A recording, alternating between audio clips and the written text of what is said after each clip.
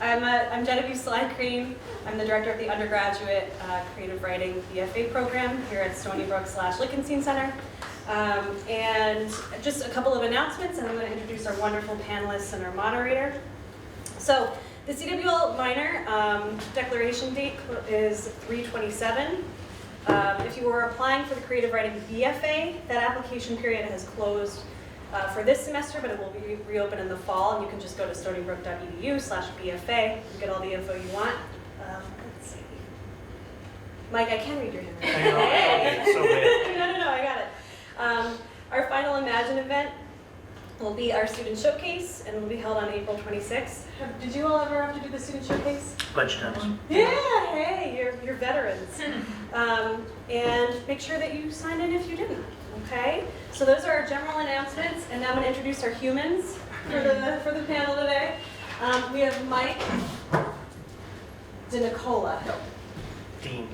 Nicola. Mike DeNicola. We were just debating his last name and that I was going to mess it up, so this is appropriate. So Mike will be our moderator. He is an MFA candidate here at Stony Brook University in creative writing and literature. We have Ryan Donahue. I didn't double check your last name, so I hope I pronounced that correctly. Ryan is an MFA candidate in filmmaking or TV writing. Which one is it? Film. Okay, so filmmaking here at Stony Brook University. Jelena Podolsky is, she's currently with Simon Schuster. And Evan McCarthy-Minguez is an MFA candidate in creative writing and literature here at Stony Brook University. Jake Bruno is an MA candidate here at Stony Brook University. Okay, so our fine panelists are going to be answering some questions from our moderator, Mike, and then when we reach the end of the session, we'll open it up for additional questions from the audience. And yes, we do have a semi-audio visual element as well. Okay, so enjoy. Okay. Well, I also want to say thank you guys for all showing up. We weren't going to show up. So I guess we'll just start with some questions that I have written down. And I'm just going to ask in general, you guys, if you wanted to speak up, go right ahead. I know Ryan, and you have some work that you want to show us, so whenever you're ready to just let us know, or if it comes poignant. All right, so what did you do in the following weeks after you graduated from Stony Brook University? What jobs were you looking for, and how did you feel? Okay. So in the following weeks after I graduated, I was looking at what I was going to be doing next semester, which was going into my master's in English.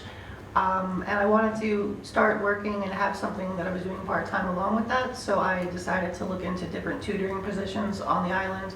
And I found a nice position that I'm doing part-time at the Huntington Learning Center, where I do SAT prep and also just regular tutoring there. And then, just deciding that I definitely wanted to be in the English master's program. I guess we'll go in order, if that's okay with everyone. Yeah. So the following weeks from graduation, I had no idea what to do. So basically, I was just waiting to hear from the MFA program. I applied very last minute. I don't recommend. I was basically just planning what to do. It's so complicated post-graduation to just kind of figure out what we want. I was just waiting to hear from the MFA program, and other than that, just working and trying to, make something of myself and earn some money during the summer. So I cried. I had many breakdowns. I also did not have MFA and MA money, so I knew for me I had to find a job. So I quickly went to LinkedIn, got the premium too. It was kind of worth it, and nothing happened. I applied to a lot of jobs and I didn't get in. I ended up doing part-time and then full-time at Barnes & Noble, and from there I kind of just winged it. I did some social media, and then that's how corporate contacted me. So I started at retail. Hi, everybody.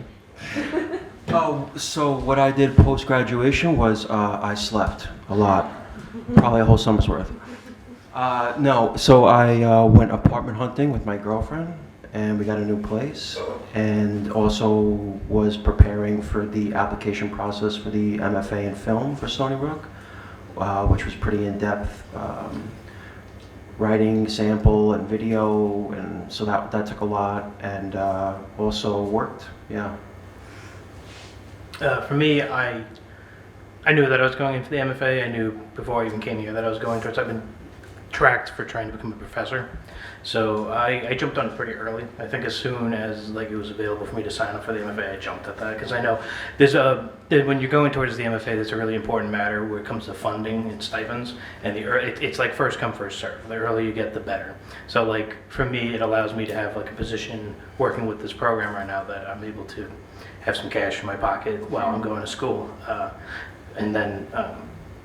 Besides that, I mean, you can do a lot of other really fun things when you get funded. Like you can work for the Southampton Review, which is our student, or well, not even student, it's a professional magazine. I mean, Amy Hempel runs it, Lou Ann Walker is in charge of it. It's a really wonderful thing if you get your hands on it.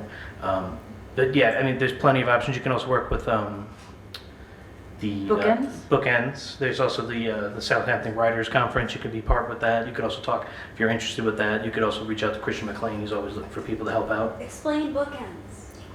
What is?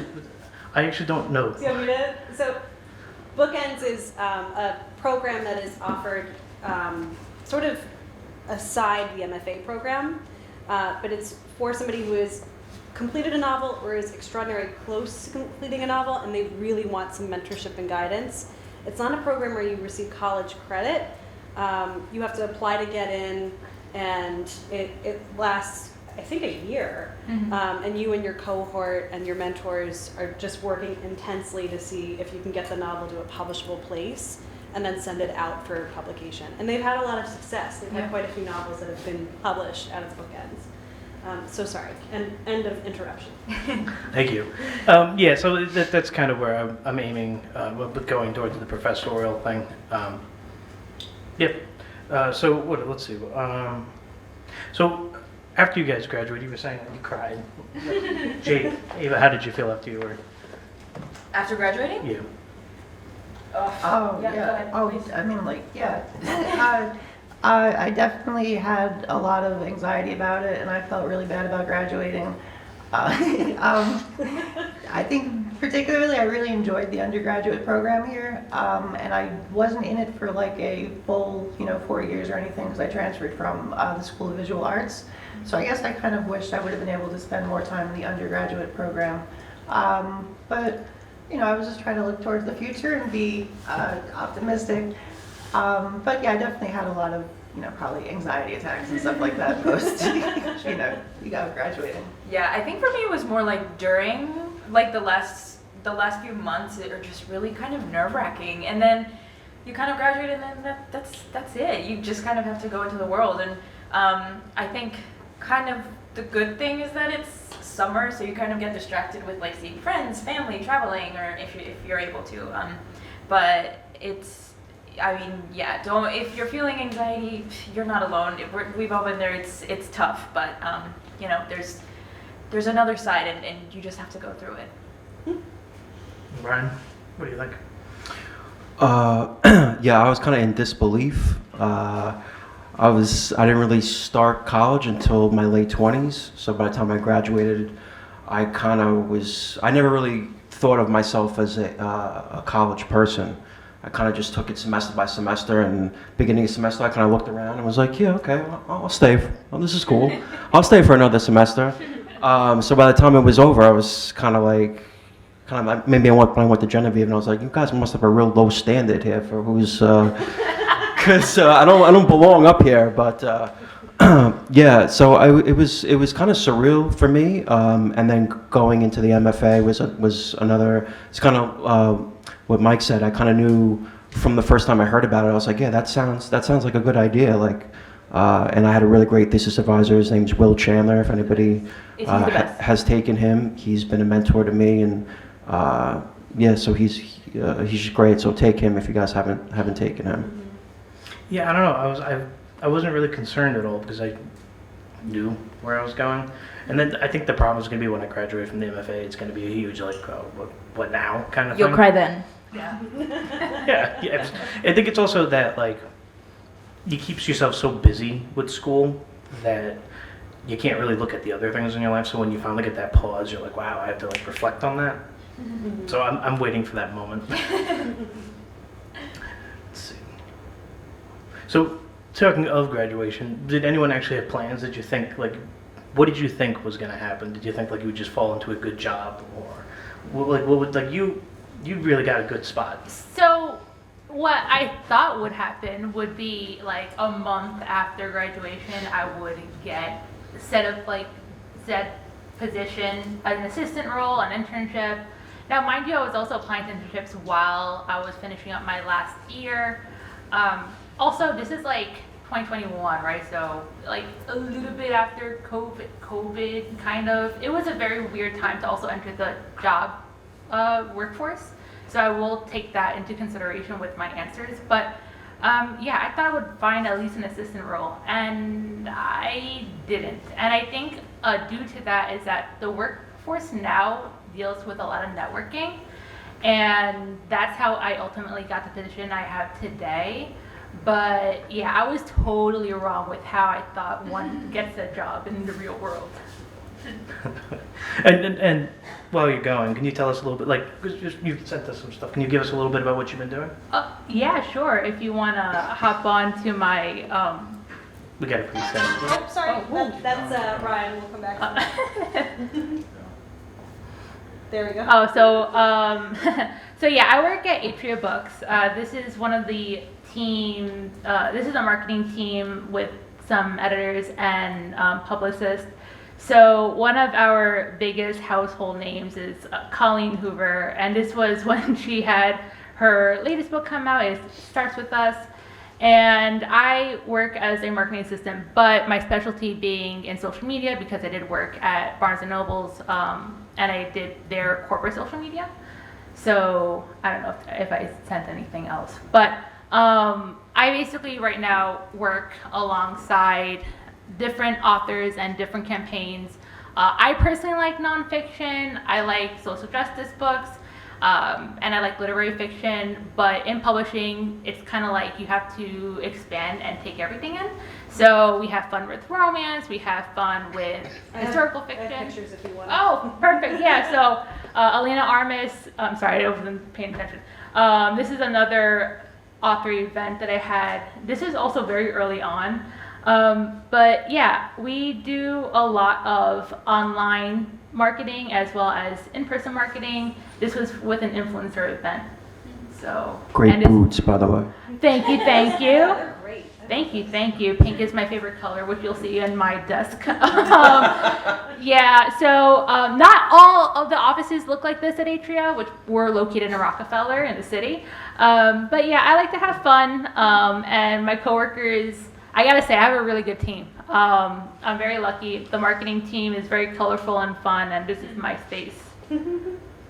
And this is also at Comic-Con. This is, again, also very early on. I started, by the way, in July of last year. So just to give you a disclaimer of when I started Simon & Schuster.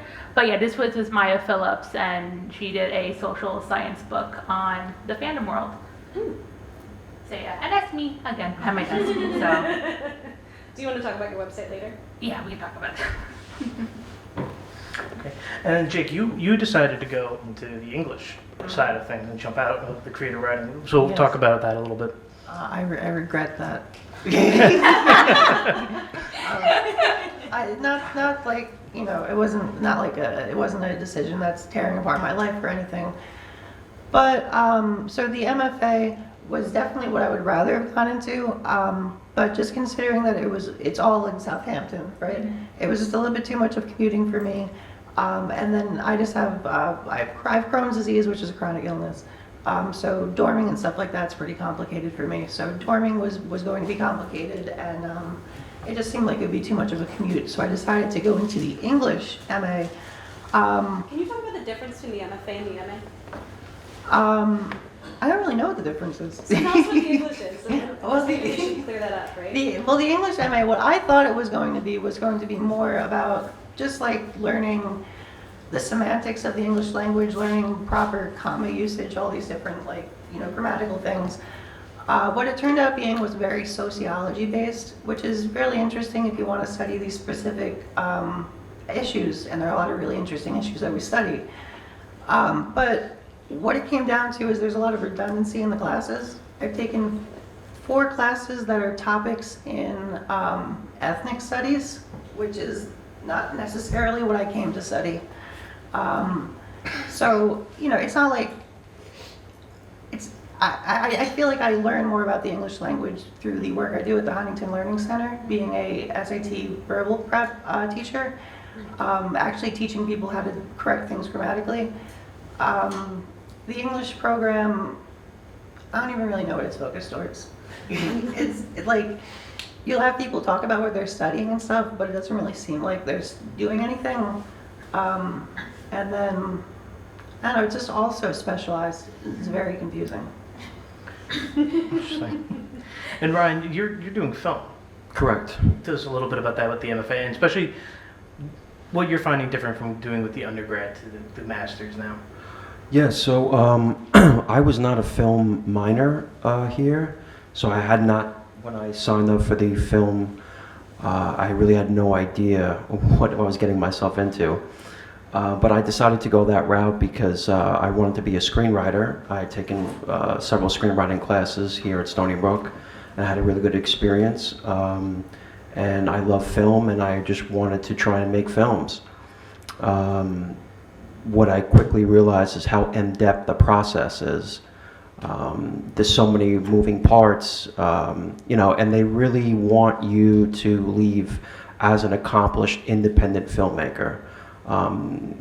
You know, so you're learning all aspects of the film business. You're learning about producing, you're learning about what's your target demographic, who you're going to pitch it to, what studios specify in what types of genres of film. You're going to edit it yourself. You're going to finance it yourself. You're going to cast it. You're going to put ads out on, is it Backstage or Backpage? I always get those two confused, and people always chastise me for that because one's for prostitution. So yeah, it's a complicated procedure, but in the end, you have a film, and it's like your baby, and you have that forever, and it's quite an accomplishment. So yeah, did I answer your question? Yeah, no, absolutely. And you've set something for us to watch? Oh yeah, so my first semester, this is from a Directing 1 class, and it's a pretty simple exercise. I don't know if we have any film students in the audience here, minors, majors, okay. So you might be familiar with this. It's supposed to be 1 take, so no cuts, and no dialogue. So, you know, pretty simplistic, but it has to have a story and an ending. And so this is something I filmed at a restaurant that I was managing at the time. So yeah, if you want to go ahead and play it. Oh, did that work?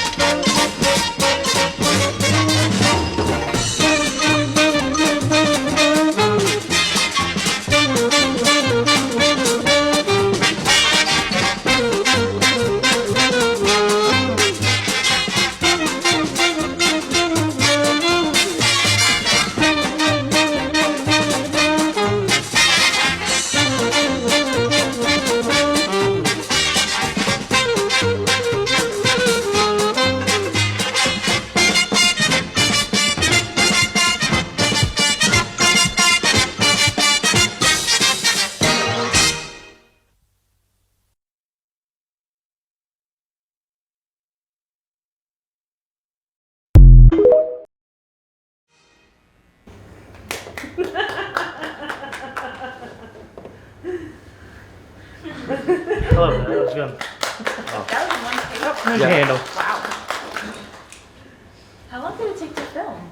That took a couple hours, a lot of preparation. As you saw, we had the doll there, so that took quite a while to get together. But I had a good support system there, and the lead actor actually is a professional actor. He's done some TV stuff, and he owned the theater a couple of years ago. So yeah, I was really proud of that. It looks great. It was all downhill after that. Can I ask how many takes? I think we did about 3 takes, but Also, this was after a long night of work for these guys. So I think we started filming at like 11:30 at night and went to like wee hours of the morning. And after the third take, some people started to get cranky. So I was like, all right, I think we got it. It looks great. Yeah, thanks. Yeah. Do you want to show your others right now, or? Yeah, so these are just some stills. This is from for the film program. You know, I'm on the screenwriting track, so it's a little bit different. But for the directing track, at the end of each year, you have to make a film, right? So you do 2 short films your first 2 years. The first year is got to be about 6 to 9 minutes. End of the second year is like 9 to 12 minutes short. And then at the end of the third year, you can do either another short or you could do a feature-length film, which is 90 minutes long.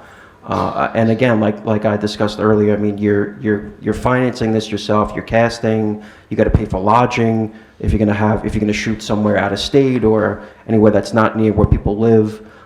So I wrote something that was pretty simplistic. It was the idea is called Serpentine. And the premise was a young assassin comes to kill a terminally ill older man, but ends up staying for dinner. And yeah, I shot this at my uncle's house in Huntington Village. And the idea behind it is I wrote like 5 shorts before I decided that this is the one that was realistic enough to shoot because of all the things that I mentioned earlier. It was one location, 2 guys sitting across from each other, not a lot of movement. We shot this in about 12 or 13 hours. Wow. So yeah, so this is just a couple stills there. I think there's 2 pictures, yeah. Yeah. Wow. That's gorgeous. Okay. Thanks, Ryan. Thank you.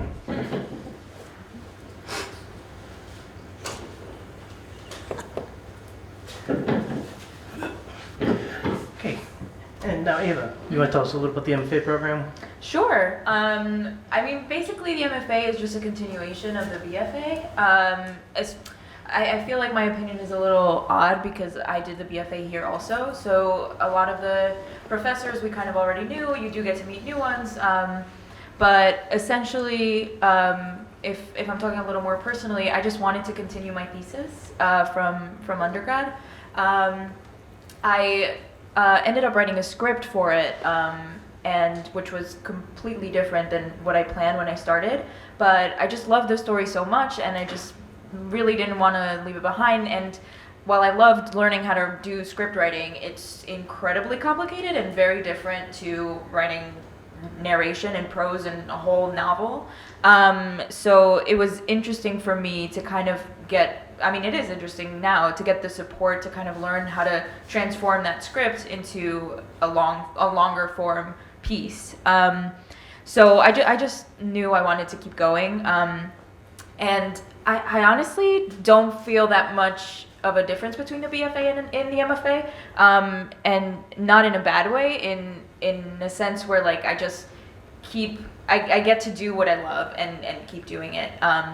And I would say if there is one difference, it's just that being more involved. And I know Mike brought up, what was it, single track or what was that? So yeah, so basically lines. It's the funding lines. Funding lines, right. So I kind of, like Mike, work around the department and stuff, but I'm not funded, so that's like a different route. But I still get paid, which is nice.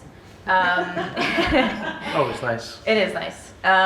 So in that aspect, it's just kind of cool to kind of be on the inside of like what all of you, if you're in the major or in the minor, kind of going through, and seeing how the inner workings happen and kind of try to make the best program for the students, because that's really all of our goals. And it's just cool to have a say and to be able to make it more accessible and enjoyable for everyone that's coming after us. Does that answer the question? I'm sorry.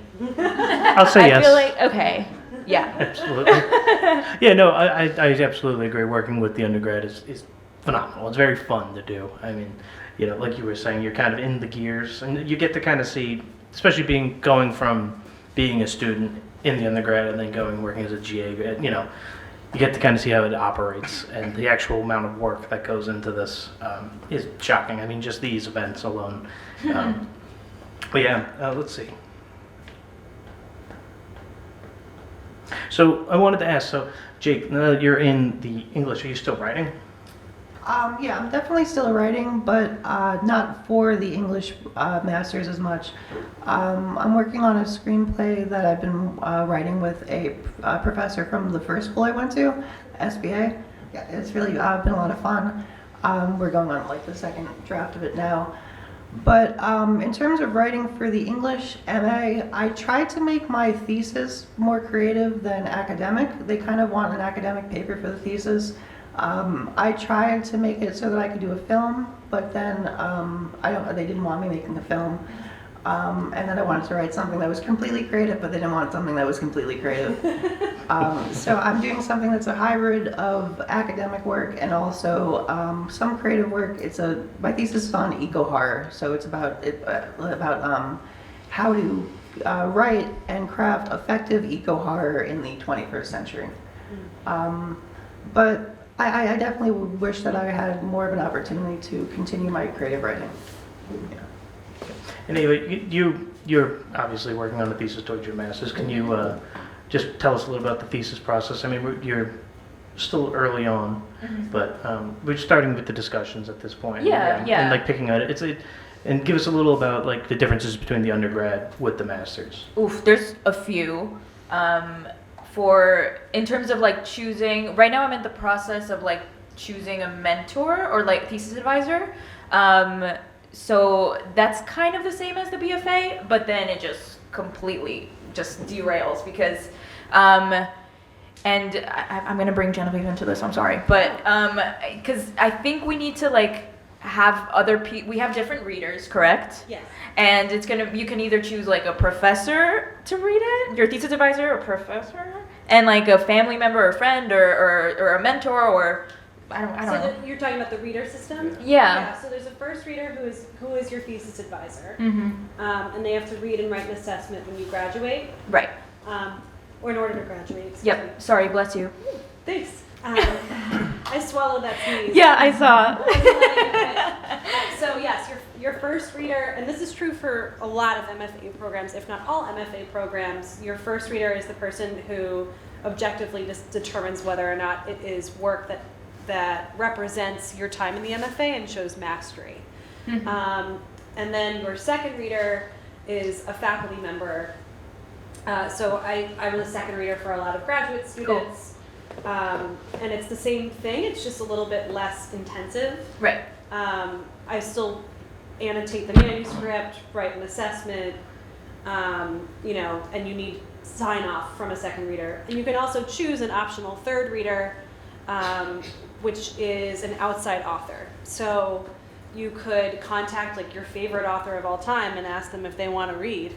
By all means, They might say no. They might say no, but it's not going to hurt you. Yeah. Because they might say to read yes. your stuff, and so that's the third reader option as well. You can just say, I'm going toward my MFA. You can do a blind query and email some writers, or if you know faculty at other universities, or even just want to network and use it as an opportunity to network, then that's how you would use your optional third. Yeah, so that's different than to the BFA, because I know some of you are going through it now, where at least this was my experience, and this was still like, not mid-COVID, but still like we were still seeing a lot of COVID restrictions.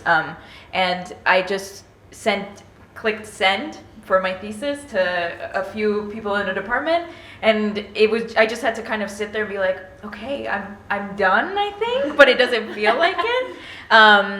So I feel like that's the biggest difference in terms of like thesis stuff and like finalizing that aspect. Yeah, and then there's also, as you go forward with it, you have this wonderful opportunity where you do get to sit down with Asians. We're bringing that back. We're kind of running it as a festival now, which is a huge, wonderful thing that you get out of the master's program. Instead of having to go out and find somebody to try to publish or, sell your work, like we will help you do that. We're going to be getting at the end of this semester, and hopefully we... Self-plug.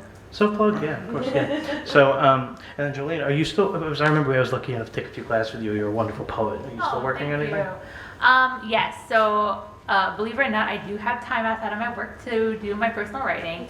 And I actually decided to branch a little bit out of poetry. I'm trying to work on a manuscript where it's like a half poetry, half memoir style piece. So it's in the works. It's a little bit rough, but it works.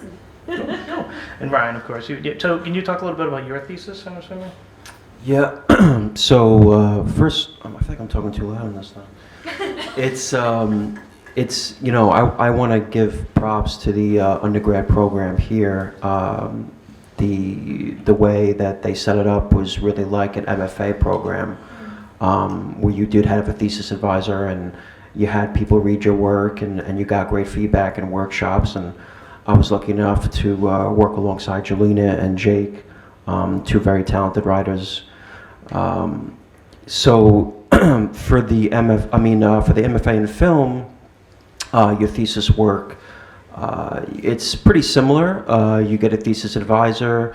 Most of the time you have to pick a faculty member, but I was lucky enough to use Will, who was my thesis advisor for undergrad, because he's affiliated with the program. And so yeah, again, I'm a screenwriting, my concentration is in screenwriting in the film program, so I only made the one film that we saw the stills for. That's the only film that I technically have to make, but I do have to write 2 screenplays, and one of them is a thesis work. So it's about 100 and something pages and has to be rewritten and rewritten and rewritten and until it's perfected. And you work with the thesis advisor on that, and my thesis isn't until next semester where I do that, so I haven't really gotten too much in depth into that yet. So yeah. Well, thank you. And I also wanted to ask, has anyone's writing or work changed since they've graduated? Would you say it's changed? Like from where we were when we started? Yes. Yeah. So once you've graduated, you've gone and you're still working on things. Would you say it's changed at all? Would you say it's improved? It's kind of. I think I have. I think more so due to credit with my therapist, considering that, like I said, my poetry, it was very personal to me. But yeah, I think it's interesting. I think I not limited myself, but I think I was very comfortable with sticking in the poetry world, and I expanded into a little bit more short fiction in like my writing now and memoir style. So I think it improves. I think with all of us, it just gradually gets better. Awesome. And then with graduation, is there anything that, like, especially with Jake and Jolena, like, are there any resources that you've taken out of Stony Brook? You're still talking to professors from here? Yeah, I still talk to professors from here a lot, Genevieve a lot. You know, I talk to, I think it's really good to keep in contact with professors you like. I think a really good example of that is with my old school SVA. I haven't gone there since like 2019, but I still talk to my old screenwriting professor, George. This is the second screenplay I've written for him. The other one didn't really go anywhere, but that's okay. But you know, so like I'm really happy that I stayed in contact with him. I think if you find a teacher that you really vibe with, I would just completely continue to stay in contact with them, especially if, like Genevieve, she's a very successful author, you know? So you could see her successes and you can see that she's someone who's able to achieve that, and so, you know, it's very inspiring to be around people like that. And then I think also, like, I don't want to sound like all negative about the English department, because I don't think it's completely been negative. I think a lot of the teachers and professors in that department are really great. Specifically, my thesis advisor is Ken Weitzman, who I took a theater class with, and that was probably one of my favorite classes in the English major, because it kind of felt like I was back in the undergraduate a bit, because it was sort of playwriting and stuff. So that was a lot of fun to do that.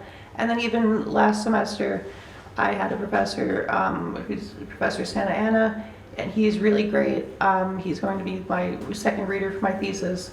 You know, I think that, like, you have, with the English department, I've had to recognize that it's sort of systemic issues almost with it, where it's like, you know, it just kind of seems like maybe it's underfunded, maybe it's not a big enough department or anything. But there are really a lot of great professors doing really important work in it. So I'm really glad I've been able to take a lot of those classes. Yeah, I second what Jake said. Everything. I mean, your professors, the ones that you built a good connection with, will hopefully stay in contact with you. And it doesn't have to be super often. I mean, obviously, when you graduate, your schedule is going to change, and things are going to be a little bit harder to email and just message. Or maybe that's just me. I'm not very good with texting back, but. Also your peers, the peers that you work alongside and you build, even in who you dorm with, the connections that you build will also be very useful to you, because if you want to show other people your work, or if you have a question, that's like a friendship that hopefully you can rely on and receive feedback with. And as far as resources go, I believe that question talked about resources or just, Yep. my biggest, what's the word I'm looking for? Advice to give to y'all is just make sure that, again, networking is key. If you are in an organization, I did USG. I'm also very extroverted. I understand that not everybody is going to be extroverted.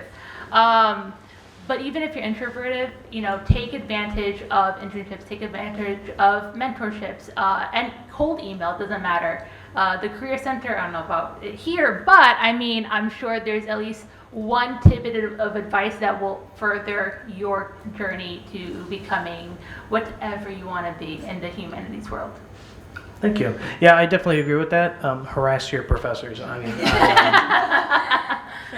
I did my associate's degree at Nassau Community College, and I still bother them constantly. My mentor there, I'm going to get coffee with him next week, so bother them. They're wonderful people. They'll help you get work. They will, when you need help with anything, you can always reach out to them. They really are wonderful people. And actually, following what Giolina was saying, I wanted to ask, does anyone have any advice, just in general, especially after graduation? I would be involved as much as you can in all the different things here at Stony Brook, particularly like the new opportunities such as the Sandpiper Review. Like that's something that I probably would have wanted to be involved with if it existed when I was here. I would say go after those opportunities for being like a teacher assistant and also working in anything like that. I'm very introverted, and I never did any of those things, and I regret not doing those things. But also just staying in contact with your friends, from like Jolina said. I found it really helpful just to follow people on Instagram. Just seeing what Jolina's been doing with her degree has been able to show me that there are things you can do with the degree. So seeing her working in publishing, that seems very interesting to me. So maybe I talked to her about trying to about opportunities and stuff and that sort of thing. So I would definitely say take advantage of everything you have here and try the rock climbing wall, I'd say too.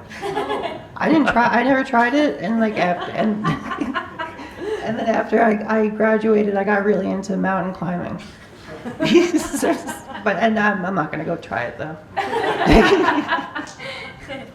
Eva, you got something for us? Yeah, I mean, I would say if you're doing something you really love, something you're passionate, even if it's not, you don't think, if you're told, oh, that can't be a job, oh, there's no money in it, just keep doing it. You're not going to be happy if you don't do it. You're going to regret it. I've been there. I regretted it. And because I changed and decided to go for what I loved, here I am today, and I promise it's worth it. And Ryan? I know. Jesus Christ. Thanks, Guy. How dare he? Doesn't he know what's going on here? Yeah, so I'll keep it short and sweet. Just everybody, just follow your heart. Just piggybacking with what these other lovely people just said. I was told, do not do a creative writing major. What are you going to do with that degree? I was a psych major at the time. I hated it. The lovely Karen officer who just popped her head in and left is the reason why I started in the creative writing major to begin with. I was like, that's a major? That sounds cool. But yeah, so just always follow your heart, guys, and everything will work itself out. If you follow your heart and try your best, good things will come. Thank you. Yeah, I know. I absolutely agree. you know, I've lost a lot of relationships because of this program, not in like a negative way, just doubters, people that think this is a terrible idea, and I've said it to Genevieve before, for me, there isn't anything else. It's not really like an option. Just I'm a writer. It's what I do, and it's what I will do. And if you feel that same way, then just do it. And I also, I just kind of wanted to open the floor up now. Does anyone have any questions? Before that, can we bring up Jolina's website? Oh, 'Cause yes, it looks absolutely. freaking awesome. Thank you. I love a good shameless plug. Always. But yeah, so another good tip for any of y'all to do, whether it be on a free site or not, is just portfolio all your stuff, whether it be pictures, videos. Again, I have a concentration, at least work-wise, in social media, so this is what I kind of have to do. But I love it. So this is just some work that I have, and it makes employers very happy to see, and I got really tired of them asking me to send like 10 links, so I just made one, and then that's what I did. So thank you for the plug. I like the pink. Thank you. Does anyone else? Yeah, do you want to share your handles? What, social media? Your TikTok. Your TikTok? We saw your TikTok. Oh yeah, no, I'm not a TikTok person. I just put that on there. I'm on Twitter, but that's about it. Follow me on Twitter. Good. Thank you. Oh, I do have some literature here about the MFA. If anybody's interested, for film, for TV writing, for creative writing. So anybody wants to come take a pamphlet, and I actually have a breakdown of what's required for each genre of the MFA, the directing and the screenwriting, and each semester by semester, what classes you'll take, and so forth. Very professional. Yes, thank you. Yeah. So yeah, I wanted to open up to the crowd. Does anyone have any questions? In the back. I want to find out about the split between Southampton and Stony Brook campus with respect to M&A. Oof. What the difference is with Southampton compared to here? What's located there and what's located here. So there we have the Rakoff Studio, we have the Rakoff Theater. It's kind of like a home away from home, but it also is. It's like also weirdly the home base of creative writing. You'll get that vibe. The theater itself is beautiful.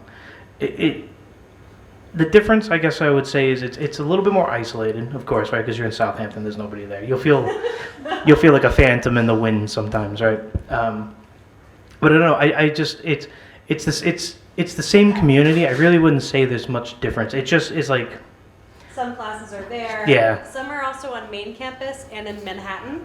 Oh. So you you can can- take classes in any of those campuses. Oh, my understanding was that it was just the BFA that was here. But it's The M&A. BFA is here only. The MFA in creative writing and lit is Southampton, but it's gradually getting more classes here on main campus, and it has a lot of classes as well on the Manhattan campus. Yeah, Robert Lopez a lot is going to be in Manhattan. Yes, and then for film, the MFA for film, correct me if I'm wrong, Ryan, but it's housed in Manhattan predominantly. Yes, and TV writing. Yeah. But yeah, I mean, that was a big concern of mine when I joined. When I started doing the MFA, I was freaking out because I thought I had to go to Manhattan all the time, and I can't stay in Manhattan. But no, you really do have a lot of options. So like tomorrow for me, I'm going to be here in the morning for a class, and then in the afternoon I zip out to Southampton. But it really comes down to your availability, just like it is here. What do you want to do? No one's making you do anything. If you don't want to take classes out in Southampton, we also have tons of options for Zoom. Like I think my Monday and Tuesday class are in Southampton with Paul Harding and Amy Hempel. I'm not driving out there, so I just do Zoom. It's fine. Yeah, COVID has helped in that sense. It's helped because they can be offered hybrid. So, yeah, the drive was it's not great, guys. And You're in Sunrise, so you just kind of zip at 80 for like. well, it 40 depends on where you minutes. live, Mike. Don't. But yeah, I mean, don't let it discourage you from taking the MFA just because it's far. Sure. Next question. I have a question for Jolina. How did you end up in Simon & Schuster? How did that work with networking, or do you think something stood out on your resume? It's a little bit of a funny story. I was gonna be approaching a year at Barnes & Noble, and at that time, I was already working half for corporate, half as a manager, still with minimum wage. Anyway, oh yeah, the harsh realities, guys. Insurance Anyway, or no insurance? Oh, I didn't pay for. Oh, well, I'm covered underneath my okay. dad's insurance. Okay, nice. But I also did bartending. Anyway, Yeah, sorry. crazy. No, it's important to ask. Anyway, one of my favorite teen heartthrobs, Colton Haynes, was releasing a book around, I want to say in like June or something. And I texted my social media manager at Barnes & Noble, hey, I'm not asking, I'm telling you, I'm going to go to this event at Union Square. And she was like, oh my God, great. And she hooked me up with like VIP tickets. And when I went, I just so happened to be sitting next to Atria. And I was like, ooh, an imprint. So I'm here chit-chatting. I found a girl that looked kind of like my age, and we swapped LinkedIn. Turns out, when I was scrolling through their career website, just because, you gotta do what you gotta do, I found an assistant position open. And I messaged the girl, I'm like, hey, like, not to be opportunist, but... And turns out that was her job, and she was really sweet. I also would like to say she is another one who also gone through networking. She is this lovely 26-year-old Indian woman, and when it comes to publishing, it's kind of hard considering that a lot of the people who I work with now, they're amazing, but they come from different socioeconomic backgrounds or like different racial backgrounds. It's very rich and white. Not to discourage anybody, but the chances for me to get it naturally would have been a little bit tougher, if I'm being quite honest. But again, through networking and through talking to people and being nice and commenting on her lovely tote bag, I was able to make a cool connection, and that's how I landed my job. Cool. Thank you. Next question, yeah. This is also for Jolena. So I kind of have two questions, but I'll start with the one that leads into the last one. In terms of networking, what are your thoughts on the whole, like, email someone into a job and then ask to meet for coffee and then like that kind of stuff? So some people hate cold emails. I love it because it doesn't hurt. Even before I landed the job at Atria, I did get a lot of interviews just through cold emailing. Again, this is also like uplifting COVID restrictions, so like the whole sit down and get coffee would have been a little bit harder. I also live in like Yeehaw, New York. Like I live above the city where there's cows and deer, so it's a little bit harder for me to just like drive to the city. But I think if they say yes, take it. What's the word? I mean, well, there are be safe. Know who you are networking with. But I say do it. Okay. Second question. In terms of like breaking into the publishing industry, I know that there's a lot of different spheres. Like you work with social media and marketing and that kind of stuff. And I know that there's like event planning and like editing. Like, what is the deal with like breaking into the industry? It's very gatekeeping, if I'm being quite honest. A lot of the higher ups are a little bit older, and there's a lot of systemic problems in publishing, especially in the big five, if I'm being completely honest with you. But I think that's a tough question. I think it also depends on what sphere you're going into. Again, I'm lucky social media is relatively new to publishing. Again, they're also kind of old, so they saw a Gen Z person like, oh my God, that's crazy. And they didn't have it, so no, it's true. Like even the marketing assistant who I took, place over because she left for the Penguin, she wasn't a social media person. They only had one social media manager / director. And when they saw my account and my work at Barnes & Noble, that's how they pulled me. But if we're talking about like editorial, I don't know. I honest to God, I don't know. Publicity, I think you might have a little bit of an easier look just because that's also like kind of fresh with like podcasts and like different like media outlets. But editorial, I don't have an answer other than try to network with people through LinkedIn and other workplaces, like through those cold emails. Mm-hmm. All right, thank you. No problem. Any other questions?